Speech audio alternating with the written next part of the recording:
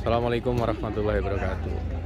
Dari Pusnif Bandung, saya laporkan kegiatan dari kontingen Aceh yang sedang melaksanakan latihan dalam rangka mengikuti Liga Santri yang rencana insya Allah akan bertanding tanggal 6 Oktober 2022 dengan lawan pertama adalah dari Jatim 2, di mana kontingen Aceh berada pada pool C. Latihannya mengagumkan, seperti latihan dari PSSI U19.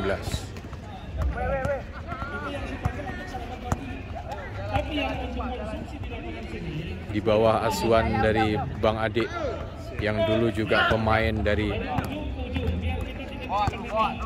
Aceh Persiraja.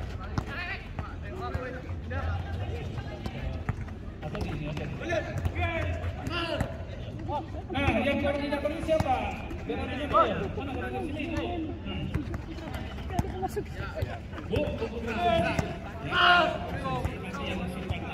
Demikian laporan dari kami.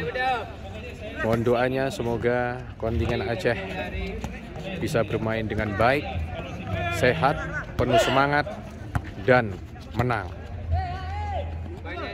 Silakan nomor 2 diperebutkan oleh kontingen lain. Yang nomor 1 tetap kontingen Aceh. Wassalamualaikum warahmatullahi wabarakatuh.